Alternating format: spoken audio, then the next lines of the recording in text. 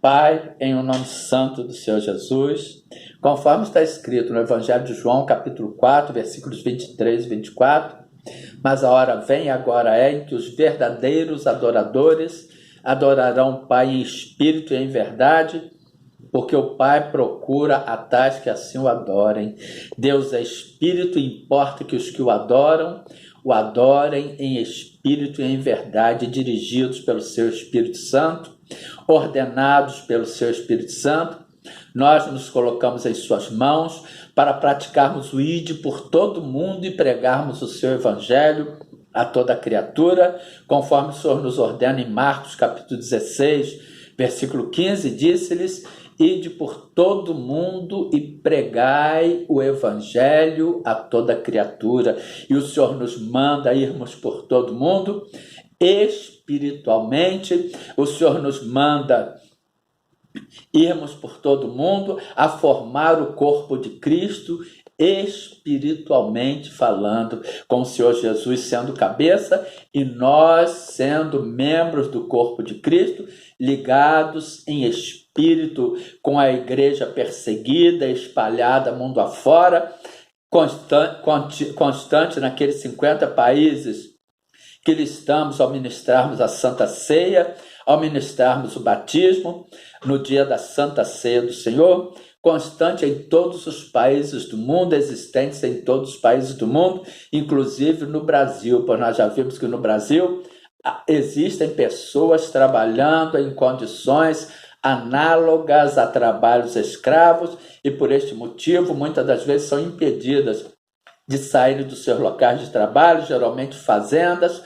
áreas rurais, de buscar uma congregação, e também para aquelas pessoas que se encontram nos hospitais, nos presídios, nos asilos, que também muitas das vezes não podem se deslocar até uma congregação. E todas as pessoas que, mesmo tendo a sua denominação, que sejam tocadas pelo Espírito Santo de Deus para se juntarem a nós, venham, vamos formar este evangelismo a nível mundial, vamos formar este corpo de Cristo, sendo o Senhor Jesus o cabeça e nós membros do corpo de Cristo, e que tudo seja para a glória do nome de Jesus, amém, glória a Deus. E hoje, amado irmão, amada irmã e amada igreja, o nosso Deus nos manda trazer um alerta para a amada igreja de Cristo sobre a apostasia nos últimos tempos. E o que vem a ser apostasia? Apostasia é o abandono da fé. E por que a fé, irmãos? A fé é a base de tudo. Tanto que em Hebreus capítulo 11, versículo 1 está escrito: ora, a fé é o firme fundamento, ou seja, a certeza das coisas que se esperam e a prova das coisas que não se vê e que se não vê. Hebreus capítulo 10, versículo 38, mas o justo, ou o meu justo, viverá da fé. E se ele recuar, a minha alma não tem prazer nele ou não se compraz nele. Hebreus capítulo 11, versículo 6. Ora, sem fé é impossível agradar-lhe, ou seja, é impossível agradar a Deus, porque é necessário que aquele que se aproxima de Deus creia que ele existe e que é galardoador dos que o buscam. E o que vem a ser a fé? A fé é crer sem ver, amados. A fé é crer que aquele que prometeu é fiel e justo para cumprir. A fé é crer que aquele que prometeu, que o que está aqui contido nas Sagradas Escrituras, é direito nosso de receber e dever nosso de obedecer. Mais uma vez, Hebreus 11, 1. Ora, a fé é o firme fundamento, é a certeza das coisas que se esperam, é a prova das coisas que não se vê ou que se não vê. É crer para receber e não ver e não receber para crer. É crer para receber, amados. É não ser como Tomé, que para crer que o Senhor Jesus Cristo tinha ressuscitado, teve que tocar nas chagas das suas mãos, teve que tocar no seu lado traspassado, pois o Senhor Jesus disse a ele: Tomé, tu para crer teve que ver. Benditos são os que creem sem ver. Portanto, vamos ver esta exortação do nosso Deus. Mas a apostasia, ela acontece só quando a pessoa sai de uma congregação? Não. ela acontece quando pessoas são ministradas em doutrinas de demônios, quando pessoas são ministradas em lei em substituição à graça, quando pessoas são levadas a praticar as obras da lei, achando que vão ser salvas ao praticarem as obras da lei, quando em Efésios capítulo 2, versículo 8 está escrito, porque pela graça, ou seja, pelo favor imerecido sois salvos, mediante a fé.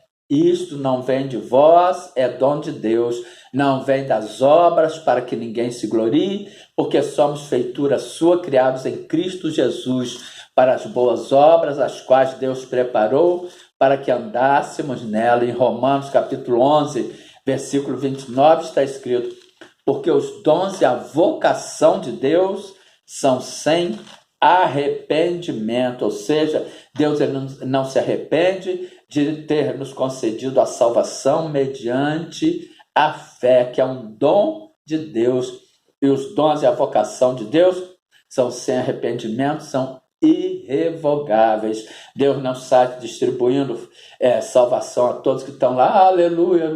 Não, Deus conhece os pensamentos, amados. Deus conhece o coração do homem.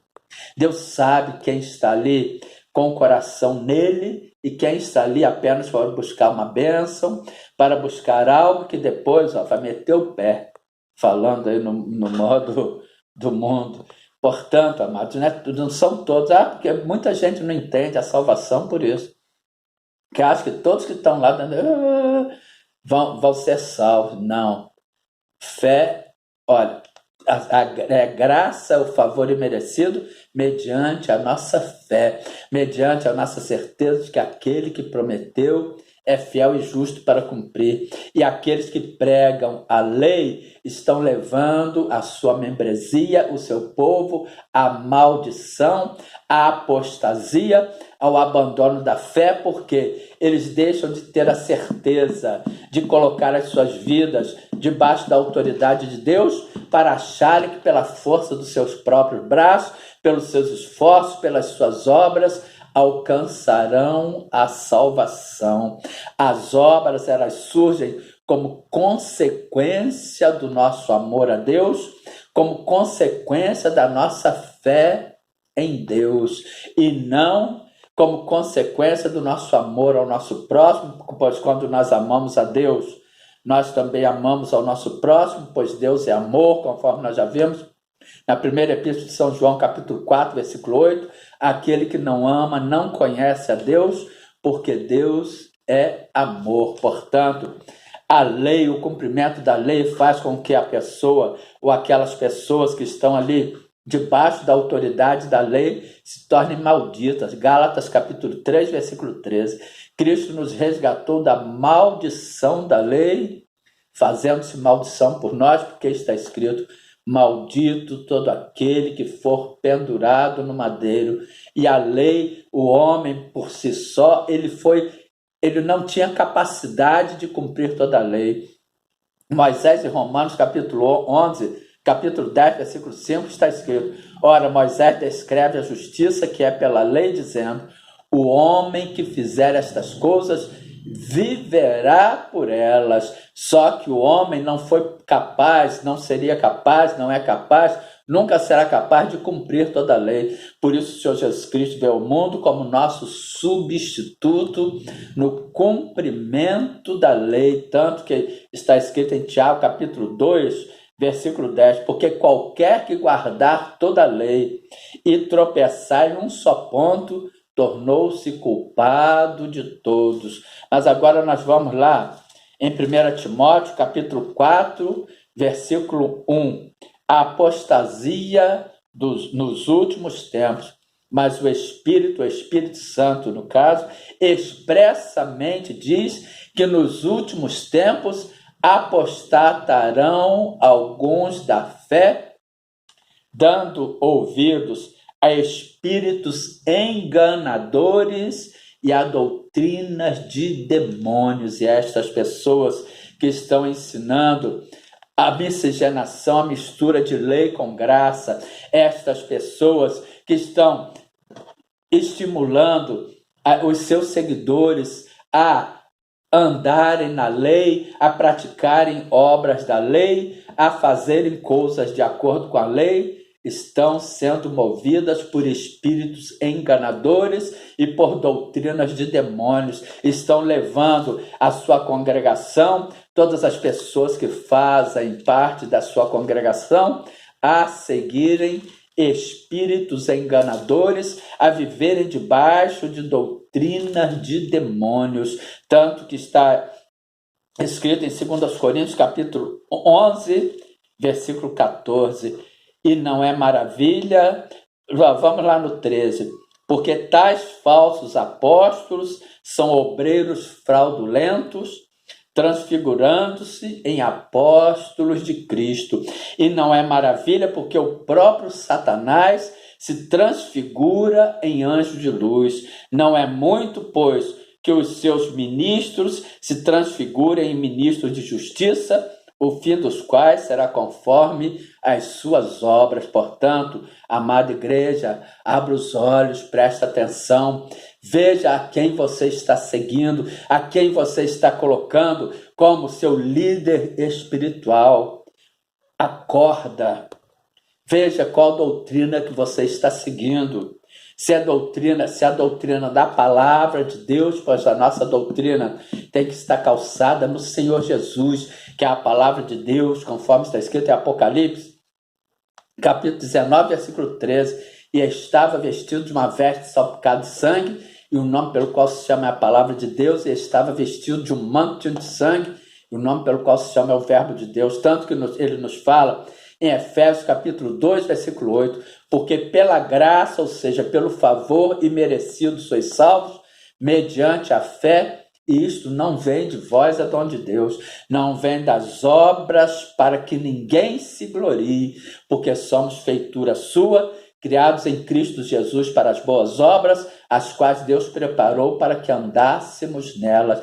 Portanto, igreja de Cristo, vamos acordar, vamos abrir os nossos olhos, porque